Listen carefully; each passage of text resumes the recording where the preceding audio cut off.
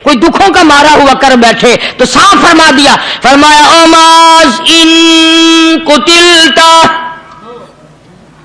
اگرچہ تجھے قتل کر دیا جائے، تیرا ٹکڑا ٹکڑا کر دیا جائے، تیرا قیمہ بنا دیا جائے، اس سے بھی سخت بات آگے فرمائی او حرقتا، چاہے تجھے جلا کر خاک کر دیا جائے،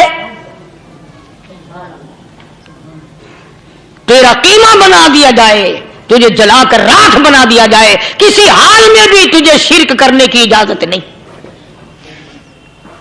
اور ایک اور بات میرے سے سن کر پکا کے لے جاؤ، چوری کرنے والا ساری عمر چوری کرتا ہے، لیکن کبھی ایسا دن اس کی زندگی میں نہیں آیا ہوگا جب وہ یہ کہے کہ میں عبادت کر رہا ہوں۔ لاکھ چوری کی ہو، یہ کہے گا کہ میں گناہگار ہوں، چوری کا اپن چلو تمہارے منہ پہ نہیں کہے گا، دل میں کہے گا۔ زنا کرنے والا کبھی نہیں کہتا کہ میں گناہ نہیں کرتا، شراب پینے والا کبھی نہیں کہتا کہ میں گناہ نہیں کرتا، حرام کھانے والا، رشوت لینے والا کبھی نہیں کہتا کہ میں گناہ نہیں کرتا۔ شرک ایسا گناہ ہے، ایسی گمراہی ہے، اس کو بندہ گناہ سمجھ کر نہیں عبادت سمجھ کے کرتا ہے۔ اور ارشاد فرمایا محمد عربی صلی اللہ علیہ وسلم نے کہ شرک کرنے والے کو توبہ کی توفیق نہیں ہوتی،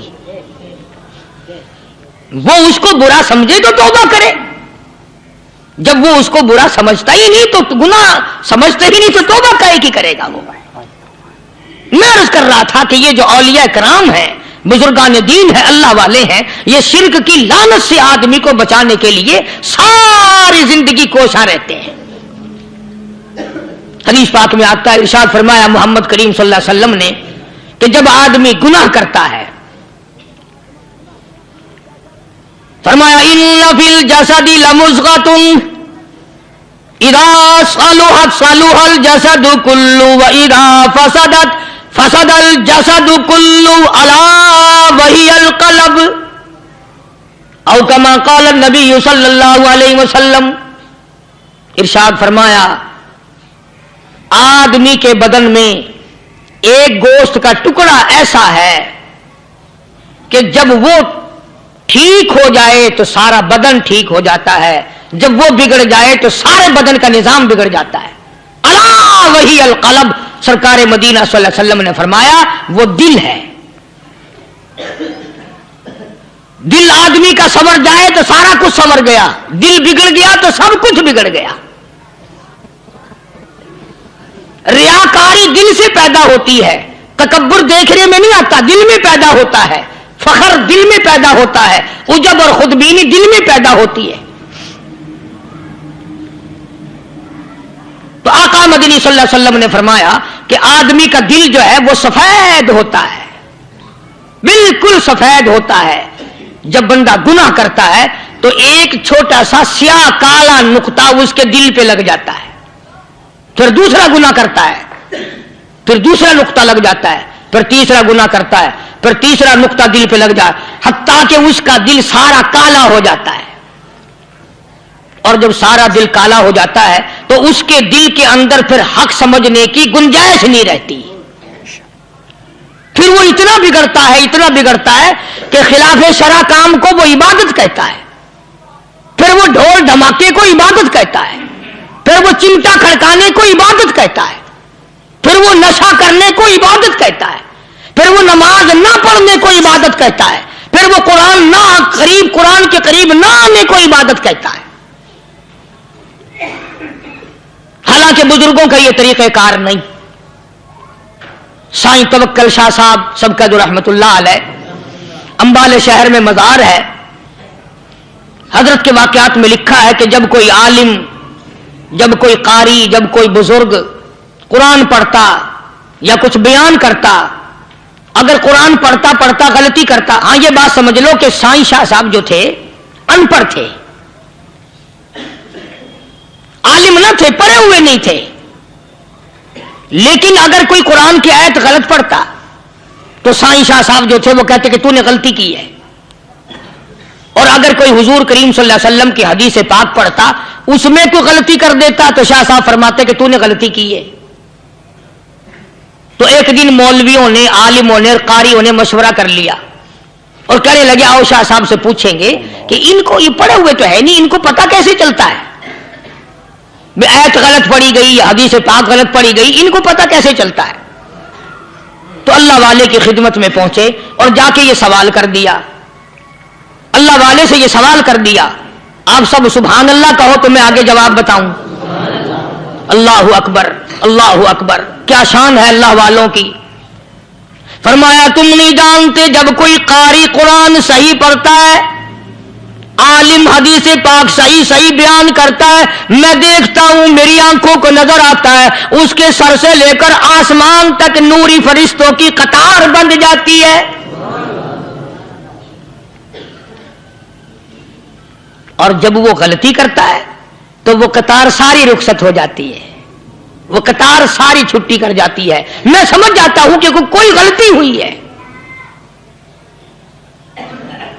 ये है अल्लाह वालों की बातें जो हम लोगों के काम आने वाली हैं, जो हमारे सोचो विचार की हैं, जो हमारे करने की हैं। कि कितने कितने दिन इन हजरात को फाके करने पड़े, मुसीबत झेलनी पड़ी, परेशानी उठानी पड़ी, तो परवाह ही नहीं करते थे। मखलूक से सवाल करना इन हजरात के यहां बहुत बुरी बात थी। बल्कि नफ़हतुल यमन एक अरबी कोर्स की किताब है, दर्स में पढ़ाई जाती है अरबी मदरसों में। हमने जब सबक पढ़ते थे तो एक वाकया पढ़ा था कि किसी पहाड़ की गार में एक अल्लाह वाला रहता था और अल्लाह अल्लाह करता था हर वक्त। अल्लाह की तरफ से खाना आ जाता था और वो खा लिया करता था।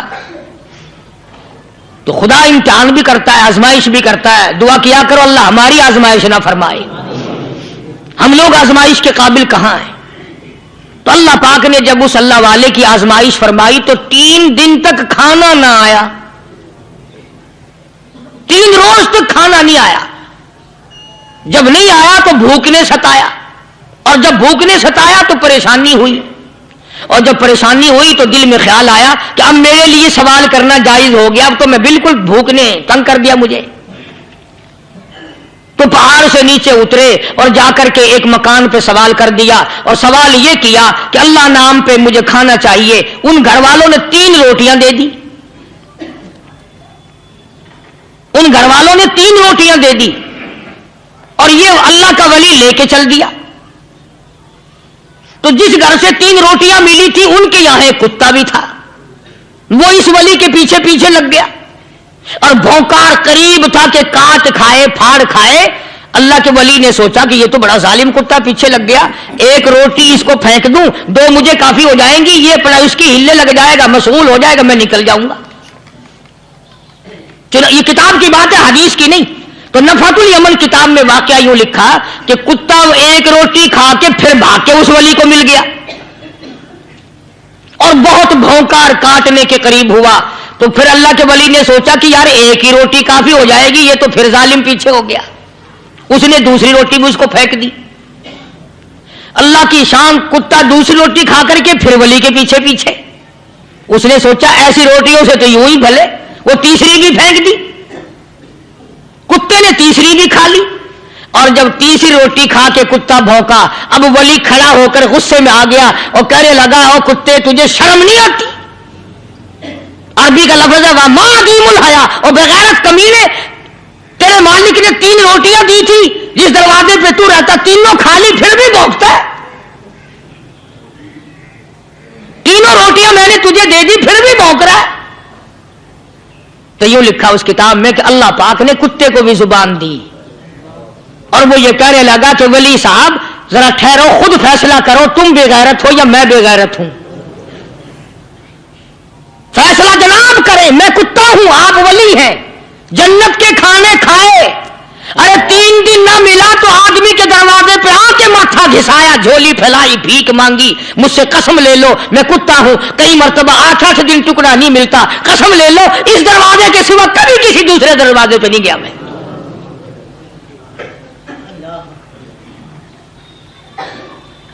तजर्बा कर लो, 3 दिन कुत्ते को टुकड़ा डालो, चौथे दिन दुम हिलाकर तुम्हारे पांव में लिटेगा। सारी उम्र गुजर गई उस मालिक का दिया हुआ खाते हुए पीते हुए, आज भी तुझे उस मालिक का दरवाजा समझ नहीं आया। पानी